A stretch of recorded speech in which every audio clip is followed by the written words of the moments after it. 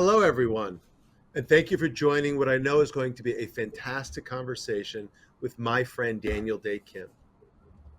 We all watched in horror, starting in 2020 and then through 2021, as anti-Asian American and Pacific Islander rhetoric grew, metastasized, and culminated in ugly, brutal violence.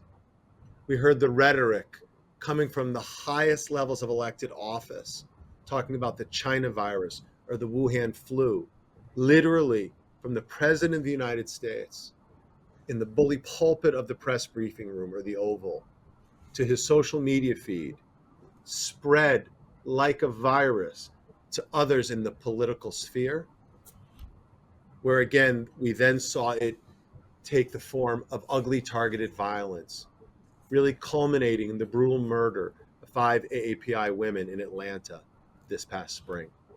And we know at ADL that when one group is targeted, we are all targeted. We know, because it is our founding ethos, that unless everyone is free, none of us are free. So it's on that note that I'm just so delighted to be speaking to Daniel. He's an actor, he's an activist, he's a philanthropist, and we came together recently around the launch of the Asian American Foundation, this new organization that was incubated specifically to support and strengthen the AAPI community. Daniel has used his celebrity and his platform to advocate for his community and for other marginalized groups, and I'm so excited for him to share a little bit of his story, his perspective with us here today at Never Is Now. Daniel, thank you so much for joining us. It's a pleasure to be here, Jonathan, and thank you for the lovely introduction. It's my pleasure. It's my pleasure. So I want to ask you a couple questions, and I'd just love to start a little bit with your background. I mean, you came to this country as an immigrant. How does being an immigrant kind of shape your worldview, and how does it shape your craft and your activism? Well, I would say that my story isn't uncommon for an immigrant. I came over when I was very young with my parents. I was only one, so most of my memories from America are from America. But what I will say in regard to your question is that the way being an immigrant has shaped my view of being American is that I'm always conscious of the fact that I made a choice and my family made a choice to become American, to live in America, to define ourselves as American. And that is something that I think is distinctive for immigrants. The fact that many of us actually had to take a test and study and pledge allegiance to the flag of the United States and choose to be here is something that I think a lot of Americans who maybe been here for generations don't necessarily aren't necessarily aware of in the same way. And the fact that it's a choice means that there's an investment in that choice. And for me, I'm consciously American and I'm proud of it. Bravo. Well, it's interesting I asked because, I'm married to a woman who came here as a refugee. And I know there's almost kind of a code switching that goes on, like in our house, where we have a different language and a different set of experiences than when you go out into the world where everyone isn't as familiar with that, right? So I see how it affects our life. I'm sure it's, again, part of your existence as well. For sure. Like when I was a kid, it was always fascinating to me how I would recognize that inside our home, Yeah. it was a completely different culture.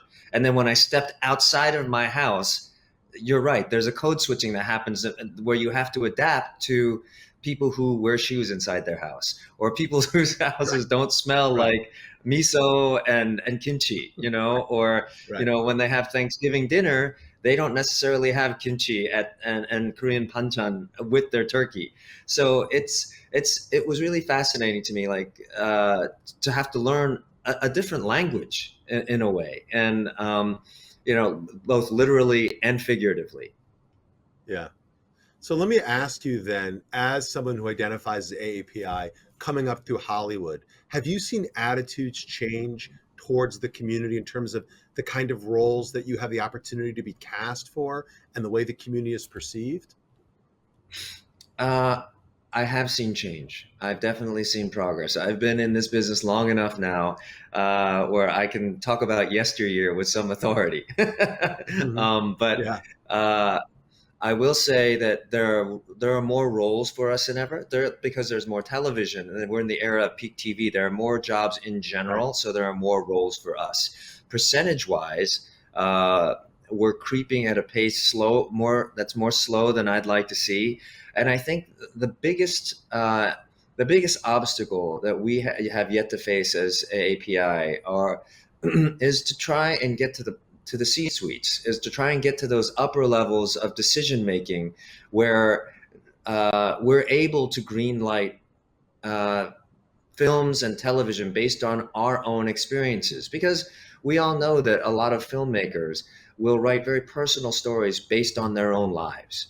And Yeah. so the people who will also often green light those stories are those who can relate to the specific experience of those particular filmmakers. And so if we can get people who are Asian American who are in the decision making offices and can also relate to those experiences, then we have a natural pathway to getting those stories on the screen. Yeah, it's very interesting because I think we hear a lot about inclusion and representation in Hollywood. I think you're making a good point. There's one thing when you're, in front of the camera, right, as an actor. But there's another thing when you're behind the camera, actually making the decisions about what films get made or what product is created in the first place. That's right. And, it's why I decided to start a production company because as an actor, I'm only privy to the jobs and the casting calls that are looking for someone who looks like me. But as Right. a producer, I get to create the universe and populate it in a way that I see the world, Hmm. and maybe it's a little bit more diverse than the way others might see the world. And so, I think it's a collective effort. And by the way, not to pivot, it's not just a collective effort in our industry; it's a collective effort in our society to recognize one another, especially as we define ourselves as people of color or a marginalized group, to recognize that we're all part of the same system and we can rise together if we become allies. Well, so that's a great segue to talk a little bit about this rise of AAPI hate and some of the allyship I think we've seen. Because AAPI hate actually isn't new, right, Daniel? Like it didn't just start last year with President Trump. Talk a little bit about how you've seen this issue over time, if you would. For sure, it's since Asians have first appeared in the U.S., there has been discriminatory practices both on a personal level, but also on a systemic and legislative level. From the 1800s, we see legislation, the first legislation of its kind, targeting a specific ethnic group and preventing them from coming to the United States in the Chinese Exclusion Act. And we were speaking a little bit earlier about the origins of the ADL, and I'd love for you to share that story because I'm sure many of the people watching this already know it, but for those who don't, it's eye opening. We share a history in that people don't know that one of the largest lynchings in the United States was not actually of African Americans; it was of Asian Americans in the 1870s in Los Angeles.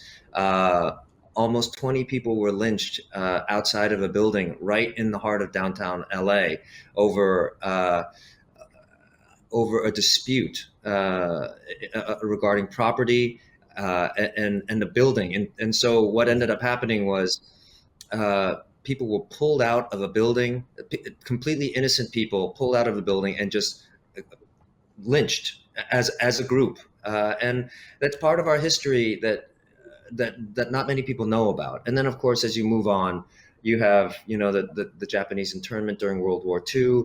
We have the murder of Vincent Chin. There's so many things that there are chapters of American history, much like the Jewish American experience that just haven't been brought to light or given the spotlight the way that maybe other events have. Well, I got to say, I think again, you're using your platform and you have to bring attention to this. So I'm thinking about when you and Daniel Wu posted that reward in 2020 after, or I think it was actually 2021. Can you give us a little bit of that backstory, Daniel, how that came together and then how that got you then kind of pulled into the Asian American Foundation? Sure. Those of us in the AAPI community have been aware of attacks against Asian American people since the start of the pandemic. Yeah. You can argue about why they started, how they started, but it's indisputable that there was a drastic rise in violence and anti-Asian sentiment starting around the COVID pandemic. And so we were aware of this kind of news almost on a daily basis, because we follow Asian American news sites like Next Shark and Angry Asian Man and Jackfruit. And so we were seeing them happen over and over again, and yet nothing was being done about them. And in the Asian community, we were all aware and we were talking amongst ourselves. But what was clear was that we were operating in an echo chamber and no one was paying attention outside of our own community. So when Vita Ratanapakdi was murdered, and there were several other attacks, grisly attacks and murders around the same time, something in me snapped at some point and just said, we have to do more than just tweet. We have to do more than just talk amongst ourselves. Something has to be done to raise awareness for this issue beyond the Asian American community. Daniel is very like-minded to me, and so we spoke, and that's when we decided to offer a reward for information that would lead to the arrest of the person who committed this crime, being fully aware that that was not the total solution to fix this issue. It was one step in raising awareness in conjunction with many other ways that we look at, for instance, policing and justice in our society in general. But what I can take a little bit of pride in is that it did elevate the conversation beyond just the Asian American community. And people were starting to say, wait a minute, what's happening over there? And of Yeah. course, events accelerated to the shootings in Atlanta. And you can make a case that it's all part of the same dynamic, it's all part of the same phenomenon. And though people might have been surprised by it and hearing about it for the first time with the Atlanta shootings, those of us in the community knew it was just the next step in a progression. Yeah, I couldn't agree more. I think it's a matter of time. We see how rhetoric can escalate from rhetoric to vandalism to violence to the kind of mass casualty event from Atlanta to El Paso to Pittsburgh to Charleston. I mean, there's kind of a to Oak Creek, where a Mm-hmm. number of Sikh worshippers were murdered in a Gurdwara outside Milwaukee. There's a through line between these events that we would be foolish not to kind of acknowledge. But you really did something about it, and I think a lot of people see these moments and they're frustrated. But I really admire and applaud what you did. I think you did elevate the conversation, Daniel. You made it not an AAPI issue, but an American issue by using your celebrity, and I really think that was important. So as you think about, we met through the Asian American Foundation. I'd love for you and your owners to talk about this organization and actually what it means to you as someone from the community and what your hopes for it might be, what you want to see it accomplish. It's a great question.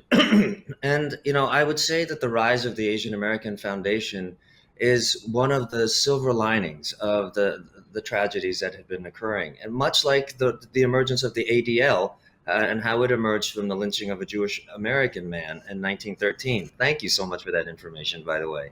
Sure. And so I think the Asian American community has been searching for some organization that is a national, centralized place where they can look for help, they can look for fellowship, they can look for community.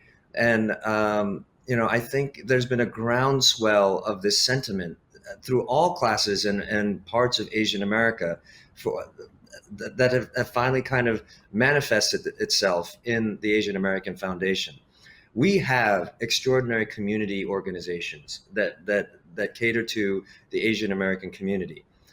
And I think the Asian American Foundation is important because they can build off the foundation of those community organizations, help enable them to do the work that they do, and at the same time work together to actually increase the profile of Asian America and use the specific resources that an organization like TAF has to reach beyond maybe where we've traditionally gone.